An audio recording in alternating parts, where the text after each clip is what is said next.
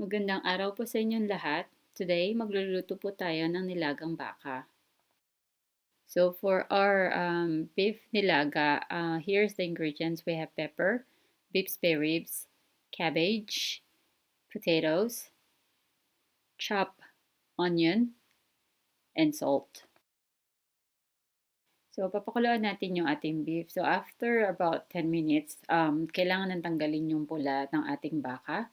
And then, kailangan natin siyang pakuluan roughly 45 to an hour hanggang maging tender na yung ating baka.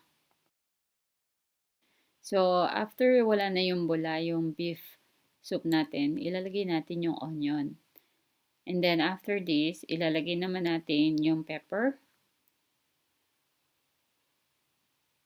Pwede rin yung buong paminta. And then, after that, lalagyan natin siya ng salt. And then, papakuluan natin siya up to 45 minutes to an hour. So, after 40 minutes, medyo malambot na yung beef natin. So, ilalagay natin yung patatas natin.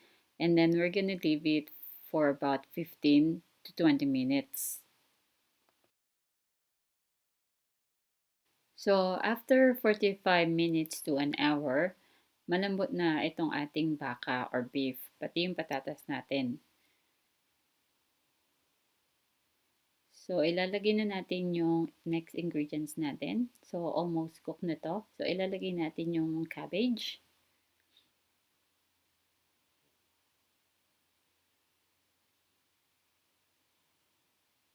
So, ilagay natin huli yung cabbage at saka yung mga gulay na madaling lumambot.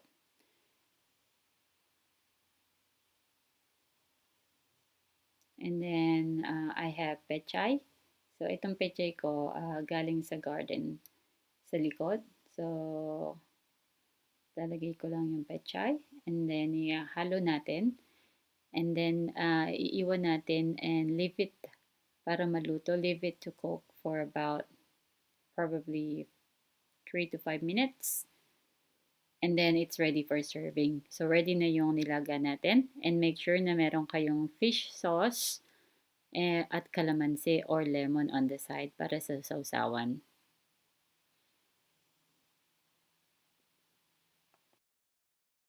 So, ito na yung ating napakadali at napakasarap at napakasimpleng beef nilaga or nilagang baka.